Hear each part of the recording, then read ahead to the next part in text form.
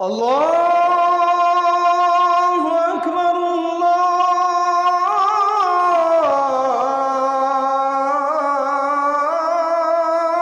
আকবার। আল্লাহর নবী বলেছেন, আলা শাবদান ইন্নাহু ফি বাহরিশ শামি আও ফি বাহরিল ইয়ামান। তার কথা তো ঠিকই আছে। আল্লাহর নবী বলেছেন, শাম অথবা ইয়ামেনের কোনো এক সাগরের অজানা অচিন দ্বীপে দাজ্জাল আছে। তাকে শিকলবন্দি করে যিনি রেখেছেন, জোরে বলেন তিনি কে? আমার দিকে তাকান একবার। দাজ্জাল এমনে বন্দি, এমনে এমনে, দেখছেন? দুই হাত ঘাড়ের দিকে নিয়ে, দুই হাত ঘাড় পর্যন্ত শিকল দিয়ে বাঁধা, পাও একটু পরে আমি লম্বা একটা হাদিস পড়বো, ওখানে সব আছে। দাজ্জালের জন্ম হবে না, দাজ্জালের জন্ম বহু আগে হয়েছে। আল্লাহর রাসূলের সময়ে একজন সাহাবী দাজ্জালের সাথে দেখা করে, দাজ্জালের সাথে সরাসরি কথা বলে এসেছেন। আল্লাহু আকবার। দাজ্জাল কোথায় আছে, কখন সে আসবে, এসে সে কি করবে? কথাটা কি বললাম? দাজ্জাল কোথায় আছে, কখন আসবে, এসে কি করবে, কতদিন থাকবে, চারটা কথা বললাম। দাজ্জাল কোথায় আছে, দাজ্জাল কখন বের হবে, এসে কি করবে, আর কতদিন থাকবে। লম্বা একটা ঘটনা, একটা হাদিস পড়বো। এই ঘটনার ভেতরে সকল উত্তর আছে। এই ঘটনাটা আপনারা শুনবেন তো? মনোযোগ আছে? এক ঘটনার ভেতরে কয়টা প্রশ্নের উত্তর? দাজ্জাল কোথায় আছে, কোন সময় বের হবে, দুই কোন সময়, এসে কি করবে, আইসা কতদিন থাকবে, চার প্রশ্নের উত্তর কয় হাদিসের ভিতরে? এই হাদিসটি বর্ণনা করেছেন একজন মহিলা সাহাবী, তার নাম হলো ফাতিমা বিনতে কাইস রাদিয়াল্লাহু আনহা। তিনি বলছেন, ফজরের আজানের ধ্বনি আমার কানে গেল। ফজরের আজান শুনে আমি ওযু করে আল্লাহর নবীর পিছনে নামাজ আদায়ের জন্য মসজিদে নববীর উদ্দেশ্যে রওনা করলাম। মহিলাদের কাতারে আমি গিয়ে দাঁড়ালাম। আল্লাহর রাসূল নামাজে ইমামতি করলেন। আল্লাহর রাসূল নামাজে সালাম ফেরানোর পরে, নামাজ কমপ্লিট করার পরে সালাম ফিরিয়ে সাথে সাথে দাঁড়িয়ে গেলেন। দাঁড়িয়ে তিনি সকলের উদ্দেশ্যে বললেন, কেউ নামাজের স্থান থেকে দাঁড়াবা না, তোমাদের উদ্দেশ্যে জরুরি কথা আছে। আল্লাহর নবীর এই ঘোষণা শুনে সকল সাহাবীরা বসে গেলেন। আল্লাহর নবী মিম্বরে আরোহণ করলেন। তারপরে আল্লাহর নবী সকল সাহাবীদের উদ্দেশ্যে বক্তব্য দিলেন। আল্লাহর নবী বললেন, তামিম দারি, নামটা মনে রাখবেন, তামিম দারি। তামিম দারি এতদিন খ্রিস্টান ছিল, সে এখন আমার কাছে এসে কালেমা পড়ে মুসলমান হয়ে গিয়েছে। সুবহানাল্লাহ। আল্লাহর নবী বললেন, তামিম দারি দাজ্জাল সম্পর্কে আমাকে এমন কিছু তথ্য দিয়েছে, দাজ্জাল সম্পর্কে আমাকে এমন কিছু ইনফরমেশন শেয়ার করেছে, আমি যা তোমাদেরকে বলা দরকার ছিল তামিমদারি ঠিক সেম কথাগুলো আমার কাছে এসে বর্ণনা করেছে। আল্লাহু আকবার। সেগুলো আজ আমি তোমাদেরকে সতর্ক করছি, সেগুলো তোমাদেরকে বলছি। আমাদের নবী ছাড়া পৃথিবীর সকল নবী এবং রাসূল দাজ্জালের সম্পর্কে তাদের উম্মতকে সতর্ক করেছেন, কিন্তু দাজ্জালের ব্যাপারে পুরোপুরি ডিটেইলস তারা উম্মতকে বলেন নাই। কিন্তু এই নবীর উম্মতের উপরে নবীর এত মায়া, আমরা যেন দাজ্জালের ব্যাপারে সাবধান হই। দাজ্জালের সকল বিষয়ে নবী যে আমাদেরকে জানিয়ে গিয়েছেন। সুবহানাল্লাহ। আল্লাহ নবী বললেন, তামিম দারি এতদিন খ্রিস্টান ছিল, সে আমার কাছে এসে কালিমা পড়ে মুসলমান হয়েছে। তামিম দারি লাখাম এবং জুজাম গোত্রের মোট 30 জন সাথী নিয়ে তারা নৌ ভ্রমণে সাগরে বের হয়েছিল। সাগরে যখন তারা নৌ ভ্রমণে বের হয়েছিল, হঠাৎ করে তাদের সেই যান, তাদের জাহাজ সামগ্রিক ঝড়ের কবলে পড়ে যায়। সামুদ্রিক ঝড়ের কবলে পড়ে যাওয়ার কারণে সাগরে তারা রাস্তা হারিয়ে ফেলে। 1 মাস তারা সাগরের মধ্যে হারিয়ে যায়। দিক বিদিক তাদের জাহাজ চলতে চলতে চলতে চলতে 1 মাস পরে একটা অজানা অচিন একটা দ্বীপে তাদের জাহাজ গিয়ে নোঙ্গর করলো। তারা সেখানে নেমে গেল। নামার পরে তারা হাঁটতে লাগলো। হাঁটতে হাঁটতে কিছু দূর গিয়ে তারা দেখলো ঘন ঘন মোটা মোটা পশমওয়ালা এক আজীব বিস্ময়কর প্রাণী তারা দেখলো। এই প্রাণীর গায়ে এত বেশি পরিমাণ পশম ছিল, লোম ছিল, যার কারণে বোঝা যাচ্ছিল না তার শরীরের সামনের অংশ কোনটা, পিছনের অংশ কোনটা। তারা ভীত বিহব্বল হয়ে জিজ্ঞেস করলেন, মান আন্ত, তুমি কে? এই প্রাণী তখন বলল, আনাল জাসসাসা, আমি হলাম গুপ্তচর, গোয়েন্দা। তারা জিজ্ঞেস করলেন, অজানা অচিন এই দ্বীপে কোনো মানুষজন নাই, জনমানবহীন এই প্রান্তরে তুমি আবার কার গুপ্তচর, কার গোয়েন্দা? এই জাসসাসা তাদেরকে হাত দিয়ে ইঙ্গিত করে একটা কুঁড়ে ঘরের মতো ঘর দেখালো, বলল ওখানে যাও, গেলেই টের পাবা আমি কার গোয়েন্দা। তারা ভয় পেয়ে গেলেন। ভয় পেয়ে পেয়ে ধীরে ধীরে করে ওই ঘরের দিকে আগাতে লাগলেন। যেতে যেতে সেখানে গিয়ে দেখলেন বিরাট আকৃতির দানবীয় প্রকৃতির এক লোক, একটা চক্ষু নাই, চুলগুলো উস্কো খুস্কো আর অস্বাভাবিক রকমের কুকরা চুল, বিরাট এক আকৃতি, 2 হাত 2 পা, অনেকগুলো জিঞ্জির আর শিকল দিয়ে বাঁধা। তার চেহারাটা এমন, দেখলেই কলিজাটা কেঁপে উঠার মতো, এতটা দানবীয়, এতটা ভয়াবহ প্রকৃতির। তারা দেখার পরে ভয় পেয়ে গেলেন। নিজেদেরকে নিয়ন্ত্রণ করে তারপরে ভীত ভীত ভীতু ভীতু কণ্ঠে জিজ্ঞেস করলেন, তুমি কে, এখানে কি করো? সে তখন বলল, আমার পরিচয় আমি দিব পরে, আমার কিছু প্রশ্ন আছে, সেই প্রশ্নের উত্তর তোমরা দাও আগে। তারা বললেন, ঠিক আছে বলেন, কি প্রশ্ন আমাদের কাছে জানতে চান বলেন। সে তখন বলল, তোমরা কোথাকার লোক, এখানে কিভাবে আসলে? এখানে তো আজ পর্যন্ত কেউ আসতে পারে নাই, তোমরা কেমনে আসলে, কোথা থেকে আসলে? তামিমদারি তখন বললেন, আমরা আরবের মানুষ, আমরা আমাদের সাথীদেরকে নিয়ে আমরা সাগর ভ্রমণে বের হয়েছিলাম। ঝড়ের কবলে পড়ে পথ হারিয়ে 1 মাস ঘুরতে ঘুরতে এই অজানা অচিন দ্বীপে আমরা এসেছি, আমরা জানি না এখানে কেমনে আসলাম। সে তখন বলল, তোমরা যেহেতু আরবের মানুষ, আমার আরো কিছু প্রশ্ন তোমাদের কাছে আছে, এই প্রশ্নের উত্তর যদি দাও তাহলে আমি আমার পরিচয় দিব। তারা বললেন, ঠিক আছে, তুমি তোমার প্রশ্নগুলো করো। সে প্রথম প্রশ্ন করলো, আমাকে বাইসান সম্পর্কে খবর দাও। তারা বললেন, বাইসান তো বিরাট একটা শহর, বাইসান তো বিরাট একটা শহর, এটা শামের একটা এলাকা, তুমি বাইসানের কোন খবর জানতে চাও?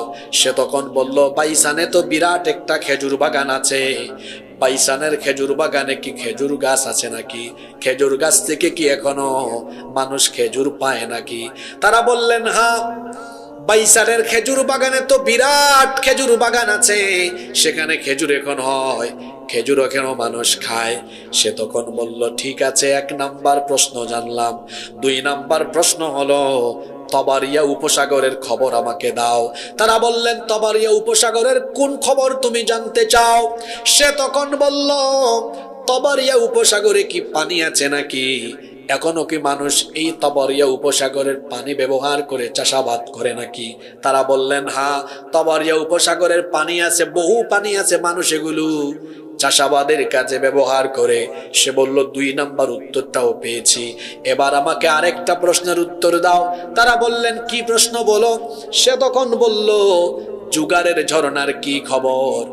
জুগার হলো লূত আলাইহিস সালামের মেয়ের নাম, যিনি যেখানে তাকে দাফন করা হয়েছে এর পাশে একটা ঝর্ণা আছে বলে ওই ঝর্ণা তার নামে নামকরণ হয়েছে, নাম হলো জুগারের ঝর্ণা। সে বলল, জুগারের ঝর্ণার কি খবর? সেই ঝর্ণায় কি এখনো পানি আছে নাকি? তারা বললেন, হ্যাঁ, জুগারের ঝর্ণা এখনো পানি আছে। তখন তারা বললেন, এত প্রশ্ন করছো, সব উত্তর দিই, তোমার পরিচয় কেন দাও না? সে তখন বলল, আরে একটা প্রশ্ন বাকি আছে, এই একটা প্রশ্নের উত্তর দাও, তারপরে আমার পরিচয় দিয়ে দিব। তারা বললেন, বলো। সে তখন বলল, তোমরা তো আরবের মানুষ, আরবে একজন নবী আসার কথা, সেই নবীর কি আগমন হয়েছে নাকি? তারা বললেন, হ্যাঁ, মুহাম্মদ বিন আব্দুল্লাহ, তার আগমন হয়েছে, দলে দলে মানুষ তার কাছে ইসলাম কবুল করছে। আল্লাহু আকবার। সে তখন বলল, তার বিরুদ্ধে কি কাফেররা কোনো যুদ্ধ করেছে নাকি? তারা বললেন, হ্যাঁ, কিছুদিন আগে বদরের যুদ্ধ হয়েছে, কাফিররা পরাজিত হয়েছে। সে তখন বলল, হ্যাঁ, এমনটাই তো হওয়ার কথা। যারা তাকে অনুসরণ করবে দুনিয়া আখিরাতে তারা সফল হয়ে যাবে। সুবহানাল্লাহ। এবার তারা বললেন, এতগুলো প্রশ্ন করেছো, সব উত্তর দিয়েছি, তোমার পরিচয় তো তুমি এখনো দাও নাই। তখন সে বলল, এবার আমি অবশ্যই তোমাদেরকে আমার পরিচয় দিব। আমার পরিচয় হলো আনা মাসিহুদ দাজ্জাল, আমি হচ্ছি মাসিহুদ দাজ্জাল। এই কথা শুনে তারা ভয় পেয়ে গেলেন। তারা বললেন, তুমি যদি মাসিহুদ দাজ্জাল হও, একটা মানুষও এখানে বসবাস করে না, অজানা অচিনেই দ্বীপে তুমি এখানে আছো, আবার তোমার হাতে পায়ে শিকল পড়া, তুমি ছুটতে পারো না, তোমার এই অবস্থায় শিকল বন্দি করে রেখেছেন কে? সে তখন বলল, এই অজানা অচিন দ্বীপে আমাকে যিনি শিকল বন্দি করে রেখেছেন, জুড়ে বলেন তিনি কে? তিনি আমাকে যতদিন পর্যন্ত শৃঙ্খল মুক্ত করবেন না, ততদিন আমি এখান থেকে বের হতে পারবো না। তারা তখন বললেন, আচ্ছা তুমি এখান থেকে কবে বের হবে? আমি কিন্তু 4টা প্রশ্ন বলেছিলাম, মনে আছে? দাজ্জাল কোথায় আছে, তাইলে এক অচিন দ্বীপে বন্দী। 2 নম্বর বলেছিলাম কখন আসবে। এরা জিজ্ঞেস করছেন, আচ্ছা তুমি কখন বের হবে, কখন তুমি আত্মপ্রকাশ করবে, মানুষের সামনে আসবে?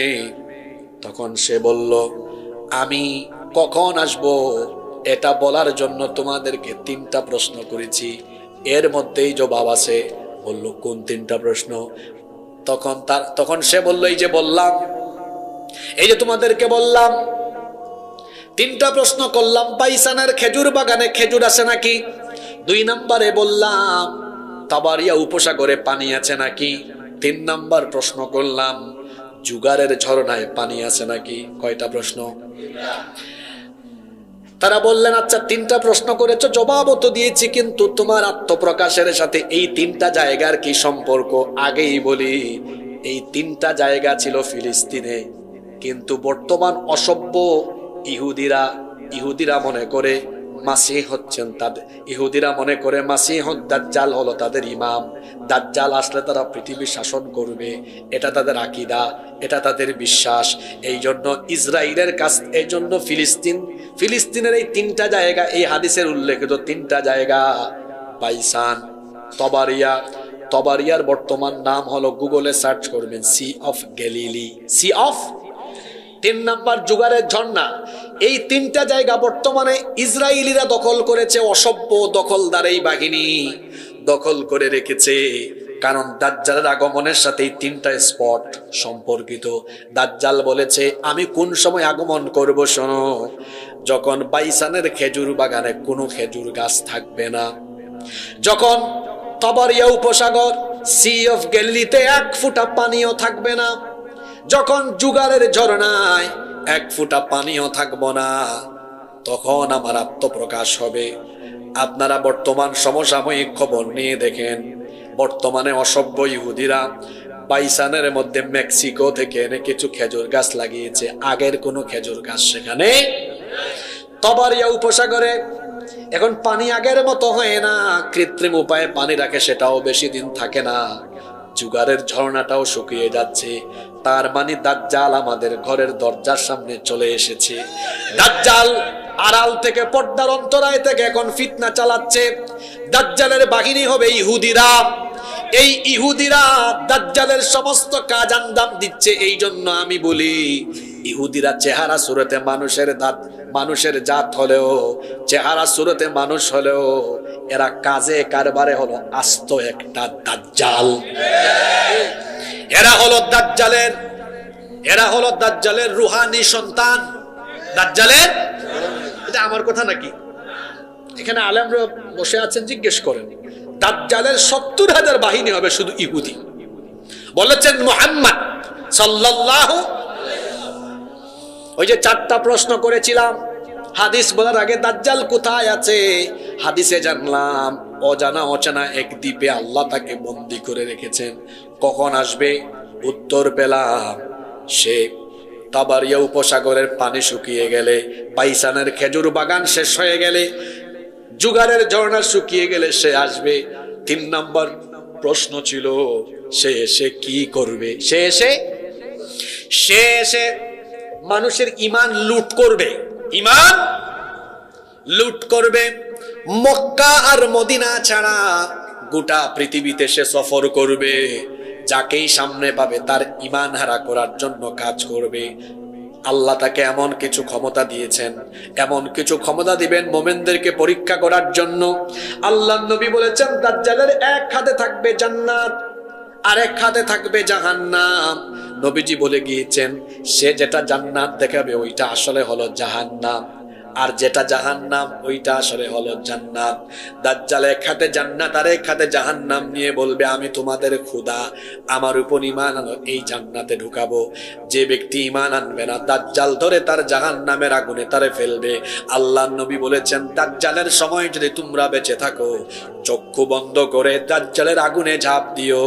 আগুনে ঝাঁপ দেওয়ার পরে দেখবা এটা জাহান্নাম নয়, এটা হলো আল্লাহর বানানো জান্নাতের ফুল বাগান।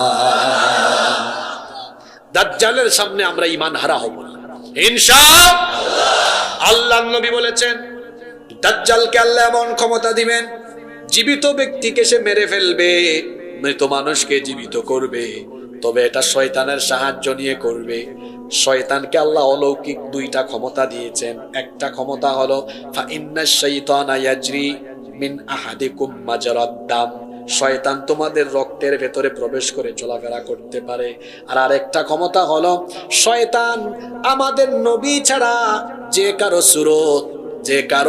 সুরত যে কোনো সময় ধারণ করতে পারে। এই জন্য নবীজি বলেছেন মান রাআনি ফিল মানামি ফাকাদ রাআনি, যে ব্যক্তি স্বপ্নে আমাকে দেখলো সে যেন আমাকেই দেখলো। কারণ ফা ইন্নাশ শাইতানা লা ইয়াতামাসসালু ফি সূরাতি, শয়তান সকলের সুরত ধারণ করতে পারলেও আমি নবীর সুরত সে কখনো ধারণ করতে পারে না। সুবহানাল্লাহ। এক ব্যক্তিকে দাজ্জাল বলবে শোনো, আমি যে তোমার খোদা তোমার সামনেই প্রমাণ দেই, তোমার মা বাবা যে মারা গিয়েছে গুরুস্থানে আছে, দেখো আমি তাদেরকে জীবিত করে তোমার সামনে আনি। তখন দাজ্জাল শয়তান তার বাহিনীকে বলবে তোমাদের মধ্যে দুইজন তার সুরত ধারণ করে সামনে আসো। যেহেতু হাদিসে আছে শয়তান নবীজি ছাড়া যে কারো সুরত ধরতে, প্রকৃত ঈমানদার এটা দেখেই বুঝবে এই তুই তো কানা দাজ্জাল, তোরে চিনে ফেলেছি, ঈমান আনবে না। দাজ্জাল এইরকম করে মানুষের ঈমান লুট করার কাজ করবে। দুর্ভিক্ষে কবলিত এলাকার পাশ দিয়ে যাবে, আসমানকে দাজ্জাল হুকুম করবে, তার আদেশে আসমান থেকে বৃষ্টি হবে, ফসল উৎপন্ন হবে। আবার কোন উর্বর এলাকায় দুর্ভিক্ষ লাগিয়ে দিবে। যারা দাজ্জাল সম্পর্কে জানে, জ্ঞান থাকবে, তারা দাজ্জালকে দেখা মাত্রই চিনে ফেলবে। এই দাজ্জাল পৃথিবীতে এসে কি কি তাণ্ডব লীলা চালাবে। 4 নম্বর প্রশ্ন ছিল দাজ্জাল এসে দুনিয়ায় কতদিন থাকবে। দাজ্জাল এসে দুনিয়ায়, আল্লাহর নবী বলেছেন দাজ্জাল পৃথিবীতে আসার পরে সর্বমোট 40 বছর থাকবে। 40 দিন থাকবে। জোরে বলেন কতদিন? দাজ্জাল পৃথিবীতে আত্মপ্রকাশ করে কতদিন থাকবে? আল্লাহর নবী বলেছেন তার প্রথম দিনটা হবে 1 বছরের সমান, দ্বিতীয় দিন হবে 1 মাসের সমান লম্বা, তৃতীয় দিন হবে 1 সপ্তাহের সমান লম্বা। আবারও শোনেন দাজ্জালের ফিতনা কত ভয়াবহ। দাজ্জাল আত্মপ্রকাশ করে দুনিয়াতে থাকবে কতদিন? আসতে বলবেন না, জোরে বলেন কতদিন? প্রথম দিন হবে কয় বছরের সমান? 1 বছরের সমান লম্বা। দ্বিতীয় দিন হবে 1 মাসের সমান লম্বা। তৃতীয় দিন হবে 1 সপ্তাহের সমান লম্বা। এই কথা যখন নবীজি সাহাবীদের সামনে বললেন, সাহাবীরা বললেন নবী গো, আমরা তো ভয় পেয়ে গিয়েছি, একটা দিন যদি 1 বছরের সমান লম্বা হয়, 5 ওয়াক্ত নামাজের সময় আমরা বের করে করে এত নামাজ আমরা কেমনে পড়বো? নবীজি বললেন দাজ্জাল আগমনের পরে ফিতনার এই সময়ে অনুমান করে করে ওয়াক্ত বের করে নামাজ আদায় করে নিও। সুবহানাল্লাহ। তো 40 দিনের মধ্যে 3 দিন গেল। প্রথম দিন 1 বছরের সমান, দ্বিতীয় দিন 1 মাসের সমান, তৃতীয় দিন 1 সপ্তাহের সমান, আর বাকি 37 দিন হবে স্বাভাবিক দিনের মতো। দাজ্জাল এসে যখন তাণ্ডব লীলা চালাবে, দাজ্জালের 40 নম্বর দিন হবে তার শেষ দিন। এই দাজ্জালকে হত্যা করার জন্য আল্লাহ তাআলা আল্লাহ তাআলা একজনকে এখনো ইন্তেকাল একজনকে আল্লাহ মউত দেন নাই, মৃত্যু দেন নাই। তিনার নাম হলো মাসীহ ইবনে মারইয়াম, ঈসা আলাইহিস সালাম। পৃথিবীতে একজন নবীর এখনো মরণ হয় নাই, তিনি এখনো বেঁচে আছেন, সেই নবীর নাম হলো ঈসা আলাইহিস সালাম। কিন্তু খ্রিস্টানদের আকীদা হলো, তারা মনে করে ঈসা আলাইহিস সালামকে তারা শুলে চড়িয়ে হত্যা করেছে। আল্লাহর কোরআন আমাদেরকে বলছে, তারা যাকে শুলে চড়িয়ে হত্যা করেছিল তিনি আসলে ঈসা ছিলেন না, তিনি ছিলেন মিস্টার মিসা। যে সৈন্যরা ঈসা আলাইহিস সালামকে ধরার জন্য ওই ঘরে ঢুকেছিল, ওই সময় আল্লাহ ঈসা আলাইহিস সালামকে আসমানে উঠায় নিয়েছেন, হেফাজত করেছেন। তার কারণ ঈসা নবী দোয়া করেছিলেন, আল্লাহ আমার পরেই তো আখেরে নবী আসবেন, এই নবীর উম্মতের এত দাম, নবী না হয়েও ওই নবীর উম্মত কেন আমাকে বানালা? তোমার কাছে আবেদন হলো আমাকে লম্বা হায়াত দিয়ে ওই নবীর উম্মত বানিয়ে দাও। সুবহানাল্লাহ। আল্লাহ তার দোয়া কবুল করলেন আর জানিয়ে দিলেন, আমি তোমাকে ওই নবীর উম্মত বানাবো, পাশাপাশি আমি তোমাকে দাজ্জালের হত্যাকারী বানাবো। আল্লাহু আকবার। আল্লাহ তাআলা ঈসা আলাইহিস সালামকে ওই ঘর থেকে আসমানে উঠায় নিলেন। সুবহানাল্লাহ। এই সৈন্যরা ঘরে ঢুকলো, এই সৈন্যদের মধ্যে একজনকে আল্লাহ ঈসা নবীর সুরত দিয়ে দিলেন। আল্লাহ কি পারবেন না? আল্লাহ কি পারেন না? এখন সৈন্যরা ঢুকছে, এদের মধ্যে একজনের চেহারা ঈসা নবীর মতো হয়ে গেল। তারা বলল, এই তো ঈসা ধর। সে বলল, আমি ঈসা না, আমি মিসা। আমি তো তোমাদের মানুষ, আমার ঈসা বলো কেন? কয় আয়নার সামনে যা, তুই ঈসা না মিসা আমরা বুঝছি। ধৈরা নিয়ে তারা এবার শুলে চড়াইয়া হত্যা করলো। এটা কোরআনে এসেছে, তারা যাকে মারলো তিনি ঈসা ছিলেন না, তিনি ছিলেন মিস্টার মিসা। ঈসা আলাইহিস সালামের ইন্তেকাল হয় নাই, আল্লাহ তাকে আসমানে উঠায় রেখেছেন। দাজ্জাল পৃথিবীতে আসার পরে যখন গোটা পৃথিবীতে ভয়াবহ তাণ্ডব লীলা চালাবে, ঈসা আলাইহিস সালামকে আবার যিনি দুনিয়ায় পাঠাবেন, জোরে বলেন তিনি কি?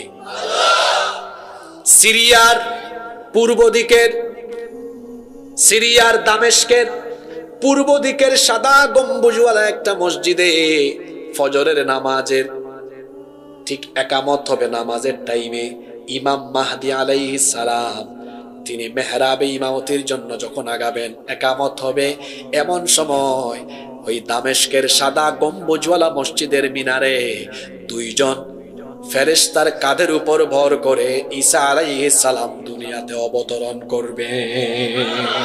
আল্লাহু আকবার। কোন দেশে? সিরিয়ায়। কোন দেশে? সিটির নাম দামেস্ক। এই সিরিয়া, ফিলিস্তিন, এই দেশগুলো এখনো বড় নির্যাতিত, তাই না? কিছুদিন আগে বাশার আল আসাদ মুক্ত হয়েছে। আসাদ পরিবার প্রায় 50 বছরের বেশি সময় সিরিয়ায় মানুষের উপর বহু জুলুম করেছে। সিরিয়া মুক্ত হয়েছে। বাংলাদেশে যে কায়দায় জালেম পালিয়েছে, ওই দেশে একই কায়দায় পালিয়েছে।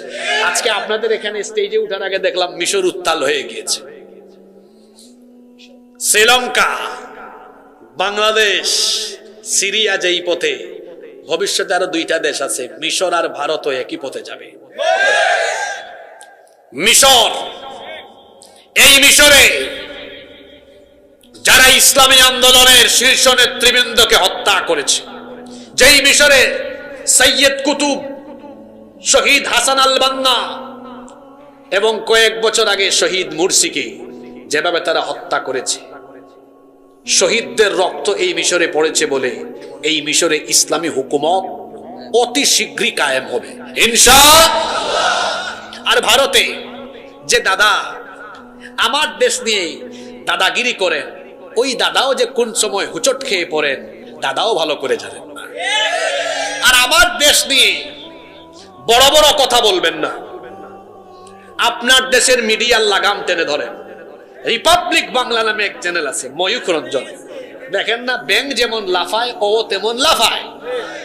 ডিসপ্লেতে বাংলাদেশের মানচিত্র এনে বলবে, এই যে এই বাংলাদেশের চট্টগ্রাম, সিলেট, তারপরে রংপুর, এটা আমরা বাংলাদেশের চিকেন স্ন্যাক, এটাকে আমরা দখল করে ফেলবো। এই ময়ূখ রঞ্জন, বাংলাদেশ তোর বাপ দাদার নাকি? আমার বাড়ি তো সিলেটে। আমার বাড়ি কোথায়? তো সিলেটের সীমান্তে বসবাস করা মানুষ অনেকেই খুব সুন্দর করে তখন বলছে, ময়ূখ রঞ্জন আও বা আইয়া হামাও। হামাইলে বাদে বাদাম দিব, কিতা দিব? আপনারা সিলটি মাত বুঝেননি? ভাইয়া হামাও মানে এসো, এসে ঢুকো, বাদে বাদাম দেব মানে বাদে বুঝবা কিতা দিব। বাংলাদেশের 56,000 বর্গ মাইলের দিকে যদি আমাদের প্রতিবেশী দেশ বন্ধুত্বপূর্ণ চোখে না তাকিয়ে যদি তারা মোড়লগিরি করে এই দেশের মানচিত্র নষ্ট করার উদ্দেশ্যে আমার দেশের মানচিত্রের দিকে চক্ষু বাড়ায়, এই 56,000 বর্গ মাইলের 20 কোটি মানুষ সেই চক্ষুকে উপড়ে ফেলবে। এই দেশের 1 ইঞ্চি মাটিও কেউ কেড়ে নিতে পারবে না ইনশাআল্লাহ। বলছিলাম ইমাম মাহদি তারও ক্ষমতার হেডকোয়ার্টার এই শামে, আবার ঈসা আলাইহিস সালাম আসবেন এই শামে।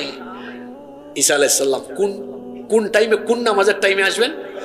জোরে বলেন, কোন নামাজের টাইমে? ইমাম মাহদি দেখেই চিনে ফেলবেন।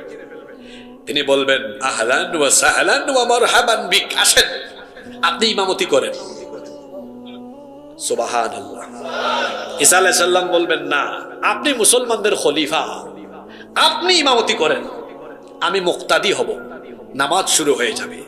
ওইদিকে বাইতুল মুকাদ্দাস কে টার্গেট করে দাজ্জাল তার ইহুদি বাহিনী নিয়ে আগমন করবে। নামাজ শেষ হবে, ঈসা আলাইহিস সালাম ইমাম মাহদিকে সাথে নিয়ে মুসল্লিদের উদ্দেশ্যে ভাষণ দিবেন।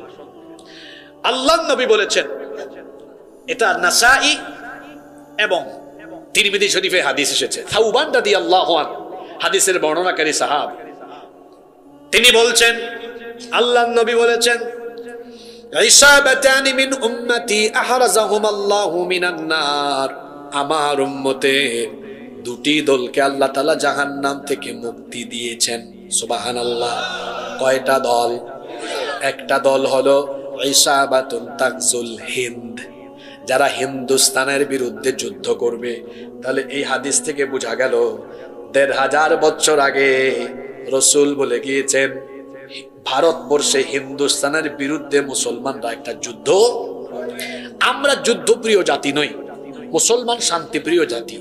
আমরা কাউকে আক্রমণ করি না, তবে আক্রান্ত হলে আমরা কাউকে ছেড়ে দিতেও জানি না। নরেন্দ্র মোদী গুজরাটের এই কসাইকে আমরা বলবো, রাসূল আমাদের মাথায় একটা জিনিস ঢুকায় দিয়ে গেছেন, সেটা কি? যে ভারতবর্ষে হিন্দুস্তানের বিরুদ্ধে একটা যুদ্ধ। রাসূল এটাও বলেছেন, এই যুদ্ধে অংশগ্রহণকারী প্রত্যেকটা মোমেনকে আল্লাহ জাহান্নাম থেকে মুক্তি দিবেন। শহীদ হওয়ার কথা বলা হয় না, শুধু অংশ নিলেই জাহান্নাম মাফ, বিনা হিসাবে বিনা বিচারে জান্নাত।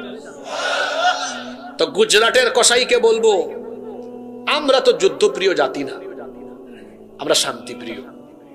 কিন্তু আমার এই শান্তিপূর্ণ দেশকে অশান্ত করে দিয়ে এই দেশকে যদি তোমরা তোমাদের অঙ্গরাজ্য বানানোর উদ্দেশ্যে যুদ্ধ বাঁধিয়ে দিতে চাও, রাসূলের সেই 1,500 বছর আগের ভবিষ্যৎবাণী এই হাদিসকে সামনে রেখে আমি বলছি, রাসূল বলেছেন হিন্দুস্তানের সেই বিরুদ্ধে অসংখ্য মুসলমান শহীদ হলেও এই যুদ্ধে মুসলমানরা বিজয়ী হবে। এটা আমাদের মাথায় আছে।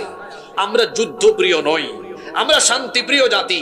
শান্তিপ্রিয় এই জাতিকে যদি যুদ্ধের দিকে আহ্বান করো, আমাদেরকে আক্রান্ত করো, আমরা বসে থাকবো না। আর আমরা যদি রাসূলের এই হাদিসের চেতনা মাথায় নিয়ে এগিয়ে আসি, এই যুদ্ধে তোমরা আমাদের দেশকে দখল করতে পারবা না। ইউনূস সাহেব বলেছেন 7 সিস্টার, আর আমি বলছি ভারতের প্রতিটা রাজ্যের মানচিত্র টুকরা টুকরা হয়ে গিয়ে দিল্লিতে কালেমার পতাকা উড়ায় দেওয়া হবে।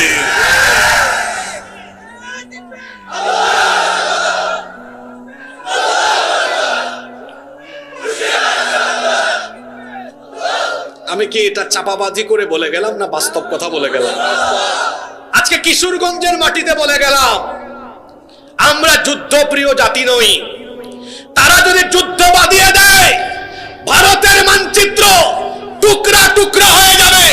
ভারতবর্ষের অতীতের সোনালী ইতিহাস মুসলমান আবার ফিরে পাবে।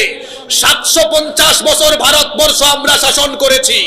গুজরাটের এই কসাই যদি আমার বাংলাদেশ নিয়ে কোন ধরনের ষড়যন্ত্র করে, এই ভারতবর্ষ বাংলাদেশের মুসলমান দখল করে অখণ্ড ভারতবর্ষে ইসলামের পতাকা উড়িয়ে দিবে। এটা রাসূলের বাস্তবিক সত্য কথা। এটাকে রুখে দেওয়ার দুঃসাহস পৃথিবীর কেউ থাকবে না। রাসূল বলেছেন আমার উম্মতের দুই দলকে আল্লাহ জাহান্নাম থেকে মুক্তি দিয়েছেন। সুবহানাল্লাহ। কয় দল? এক দলের পরিচয় পেলাম, যারা হিন্দুস্তানের বিরুদ্ধে যুদ্ধে পার্টিসিপেট করবে। তার এক দল বাকি আছে না, এটা আবার কোনটা? আল্লাহর রাসূল বলেছেন ওয়া ইসাবাতুন তাকুনু মা ঈসা ইবনে মারইয়াম আলাইহিস সালাম। আরেক দল হলো ঈসা নবী দুনিয়াতে আগমনের পরে দাজ্জালের বিরুদ্ধে যে বাহিনী নিয়ে যাবেন, এই বাহিনীতে তার সৈন্য সাথী যারা হবে তাদেরকেও আল্লাহ জাহান্নাম থেকে মুক্তি দিয়ে দিবে। যদি দাজ্জাল কানা দাজ্জাল আসে, ইমাম মাহদিও আসেন, আমরা ইমাম মাহদির সৈন্য ঈসা আলাইহিস সালামের সৈন্য হব ইনশাআল্লাহ। তো বললেন না ইনশাআল্লাহ? ওই হাদিস মনে আছে তো? ফজরের নামাজ কিন্তু হয়ে গেছে, ফজরের নামাজ শেষ। ঈসা আলাইহিস সালাম ভাষণ দিবেন, তিনি বলবেন মুসলমানরা শোনেন, আমাকে আল্লাহ পাঠিয়েছেন, দাজ্জালের সব তাণ্ডব লীলার দিন শেষ, এখন আমি তাকে ধরব, তাকে হত্যা করার জন্য আল্লাহ আমাকে পাঠিয়েছেন। সুবহানাল্লাহ। এইদিকে দাজ্জাল চলে আসবে বাহিনী নিয়ে, এসে সে শুনবে ঈসা আলাইহিস সালাম চলে আসবেন। ঈসা আলাইহিস সালামকে দেখার পরে, আচ্ছা লবণ পানিতে দিলে লবণ কি হয়? হাদিসে এসেছে লবণ যেমন পানিতে দিলে গলে যায়, দাজ্জাল ঈসা আলাইহিস সালামকে দেখে ওরকম গলিয়ে যেতে থাকবে। সে আসবে সৈন্য নিয়ে মুসলমানদেরকে অ্যাটাক করতে, ঈসা আলাইহিস সালামকে দেখে তার সৈন্য ফালাইয়া থইয়া দৌড় মারবে। আল্লাহু আকবার। সে তো জানে আমার জম চলে আসছেন। ঈসা আলাইহিস সালাম মুসলমানদেরকে বলবেন, এই ইহুদিরা পৃথিবীতে বহু বছরের পর বছর দখলদারিত্ব চালিয়েছে, সবগুলাকে আজকে ধরো। সুবহানাল্লাহ পড়বেন না? হাদিসে এসেছে এই ইহুদিরা ভয়ের চোটে গিয়ে পাথরের আড়ালে, গাছের আড়ালে লুকাবে। আল্লাহ সেদিন পাথরের জবান, গাছের জবান খুলে দিবেন। পাথর বলবে, হে মুজাহিদ, আমার পিছনে এক অভিশপ্ত ইহুদি এর ধর। সুবহানাল্লাহ পড়তে ইচ্ছে করে না? গাছ বলবে, হে আল্লাহর যোদ্ধা, আমার পিছনে এক অভিশপ্ত ইহুদি তারে ধর। সেই দিন ইমাম মাহদী আর ঈসা আলাইহিস সালামের সৈন্যরা, পৃথিবীর দখলদার এই ইহুদি সৈন্যদেরকে একদম কচুকাটা করবে, কেউ তাদেরকে বাঁচাতে পারবে না। আর ওইদিকে ঈসা আলাইহিস সালাম আসলটারে ধরার জন্য দৌড়াবেন। হে দৌড়াইতে দৌড়াইতে দৌড়াইতে দৌড়াইতে বাবে লুদে যাবে। এটাও ফিলিস্তিনের অংশ ছিল, এই অসভ্য ইহুদিরা এটা দখল করে রেখেছে। লুদে যখন যাবে, বাবে লুদে ঈসা আলাইহিস সালাম তারে ধরবেন। ধরার পরে ওখানে ঈসা আলাইহিস সালাম দাজ্জালকে কতল করবেন। আল্লাহু আকবার। এই ইমাম মাহদী আর দাজ্জালের কথা বললাম, এটা হচ্ছে পৃথিবীর আপকামিং কাহিনী, আপকামিং, যা কিছুদিনের মধ্যে ঘটতে যাচ্ছে ইনশাআল্লাহ। তো ঘটনা শুরু হওয়ার আগে ভাগে সচেতন হওয়ার দরকার আছে না নাই? দাজ্জাল আছে, পর্দার আড়াল থেকে দাজ্জাল ফিতনা চালাচ্ছে। দাজ্জালের ফিতনা হলো পৃথিবীর ভয়াবহ ফিতনা। আপনাদের কোনো কষ্ট হচ্ছে? আমি আর বড় জোর 5 মিনিট কথা বলবো, এবার শেষে আমি আমল শিখাই দিয়ে যাব। দাজ্জালের ফিতনা থেকে বাঁচার জন্য কয়েকটি আমল জেনে যাব। দাজ্জালের ফিতনা থেকে বাঁচতে চান কিনা? 1 নম্বর আমল হলো, দাজ্জালের ফিতনা থেকে বাঁচার জন্য 1 নম্বর আমল হলো আত-তামাসসুক বিল কুরআনি ওয়াস সুন্নাহ। কোরআন সুন্নাহকে আঁকড়ে ধরতে হবে। আল্লাহর নবী বলেছেন, আমি তোমাদেরকে দুটো জিনিস দিয়ে যাচ্ছি, কোরআন আর সুন্নাহ।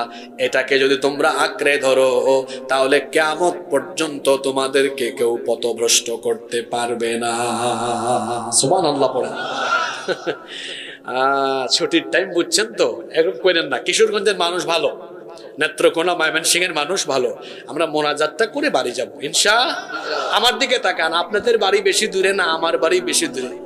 তা আমারে ফালাইয়া থেকে যদি চলে যান হবে? আমি না আগে যাব, আপনারা পড়ে যাবেন। এটা বলা উচিত হয় না? তাহলে আমি একটা টেকনিক বুঝলাম, এই এলাকায় আসলে কোনোদিন বলবো না এত মিনিট বাকি আছে। আমরা মোনাজাত করে উঠবো। শেষ ভালো যার, সব ভালো। তার পুরা ওয়াজ শুনে গেলেন, দাজ্জালের ওয়াজ শুনে গেলেন, বাসায় গিয়া বউকে বলেন, বউ আজকে দাজ্জালের কাহিনী শুনে আসছে। তো বউ যদি বলে, আচ্ছা বুঝলাম, তো দাজ্জাল থেকে বাঁচবো কেমনে, আমলগুলা বল। হাই রে হাই, আমি তো শেষ কথা শুনে আসে নাই। বউ বলে, যা বাইরো, আজকে রাতে আপনার থাকতেও দিবেন, যা বাইরো, আসল জিনিস তো নিয়ে আসেন। ঠিক না? তো যারা চলে যাচ্ছেন আবার গেটের ভিতরে ঢুকেন, আবার গোট থেকে বাড়ি থেকে বের হয়ে যাবেন। যদি বলে আপনি গিয়ে দাজ্জালের কিচ্ছা শোনাবেন, শুনো বউ শুনে আসছি দাজ্জাল নাকি চলে আসছে, ও একটা দ্বীপে আছে, আবার বাইসানের খেজুর বাগানে খেজুর শেষ হয়ে গেছে, কাবারিয়ার পানি শুকায় গেছে, জুগারের ঝর্ণা হচ্ছে, দাজ্জাল মনে চলে আসবে। বউ এটা শুনবে, বাচ্চা কাচ্চারও আসবে, বলে বাঁচবো কেমনে? কেমনে বাঁচবে এটা তো জানি না, হুজুর শেষে দিয়া বলছে আমি চলে আসছি। শেষ ভালো যার। এক নম্বর পয়েন্ট বললাম, কোরআন সুন্নাহকে আঁকড়ায় ধরতে হবে, আল্লাহ বাঁচায় দিবেন ইনশাআল্লাহ। 2 নম্বর, আল্লাহর নবী একটা আমল শিখিয়েছেন, নামাজে যখন তোমরা শেষ বৈঠক করো, শেষ বৈঠকে তাশাহুদ আমরা পড়ি, আত-তাহিয়াতু লিল্লাহি ওয়াস সালাওয়াতু, এটা পড়েন না আপনারা? এরপরে দুরূদ পড়েন, তারপরে দুআয়ে মাসুর, আল্লাহুম্মা ইন্নী যালামতু নাফসি যুলমান কাসীরা ওয়া লা ইয়াগফিরুয যুনুবা ইল্লা আনত ফাগফিরলি মাগফিরাতাম মিন ইনদিকা ওয়ারহামনি ইন্নাকা আনতাল গফুরুর। এটা বলেই বলেন আসসালামু আলাইকুম। আসসালামু আলাইকুম। আল্লাহর নবী বলেছেন সালাম ফিরানোর আগে দুআয়ে মাসুরা শেষ, সালাম ফেরায়ও না। দাজ্জালের আমল থেকে বাঁচার জন্য আমি তোমাদেরকে একটা দোয়া শিখায় দিচ্ছি, এই দোয়াটা পাঠ করো। যদি এই দোয়াটা পড়ো, দাজ্জালের ফিতনা থেকে যিনি তোমাদেরকে বাঁচিয়ে দিবেন তিনি কে? আল্লাহ। কত সুন্দর দোয়া আল্লাহর নবী শিখালেন। আল্লাহুম্মা, দেখে আমার সাথে বলেন, আল্লাহুম্মা ইন্নী আউযু বিকা মিন আযাবিল কবর ওয়া মিন আযাবি জাহান্নাম ওয়া মিন ফিতনাতিল মাহইয়া ওয়াল মামাত ওয়া মিন ফিতনাতিল মাসীহিদ দাজ্জাল। কত সুন্দর দোয়া। হে আল্লাহ, আমাকে কবরের আযাব থেকে, জাহান্নামের আযাব থেকে, জীবন মরণের ফিতনা থেকে, আর দাজ্জালের ফিতনা থেকে তুমি আমাদেরকে বাঁচিয়ে দাও। বলেন আমিন। এই দোয়াটা আপনারা শিখে ফেলবেন, পারবেন না ইনশাআল্লাহ? কয়টা আমল বললাম? 3 নম্বর আমল, জুমার দিনের সিলেবাস বানাবেন।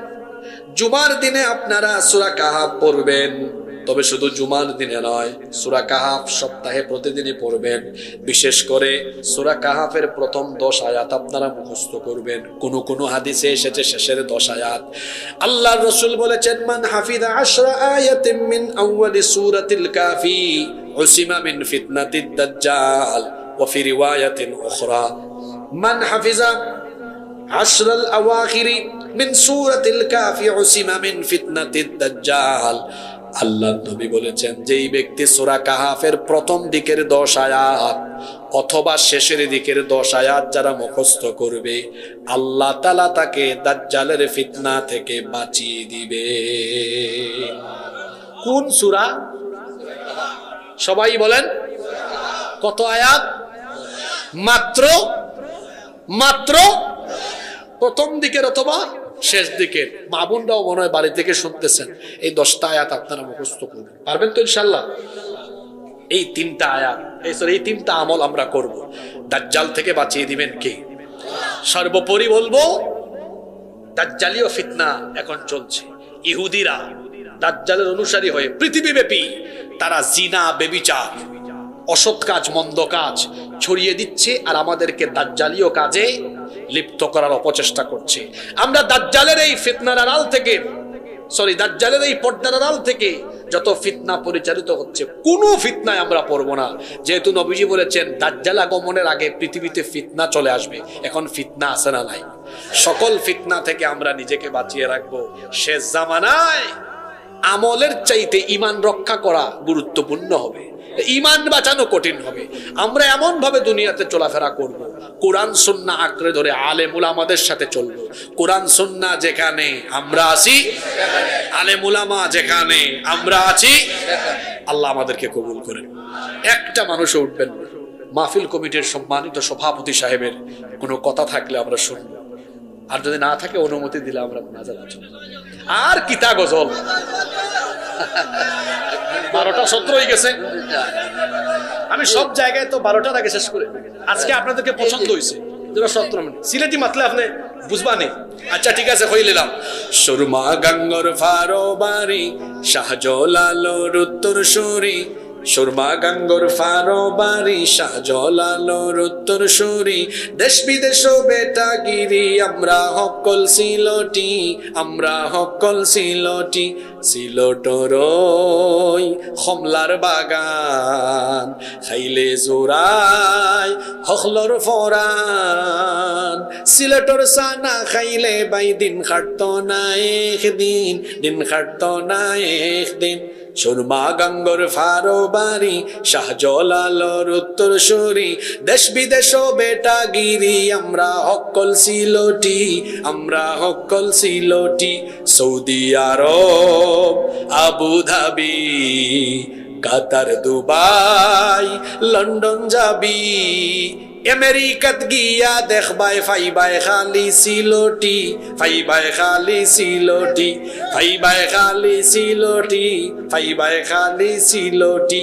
সুরমা গাঙ্গর ফারো বাড়ি, শাহজালালোর উত্তর সুরি। দেশ বিদেশ বেটা গিরি, আমরা হকল সিলটি, আমরা সবাই কিশোরগঞ্জবাসী। আল্লাহুম্মা আমিন।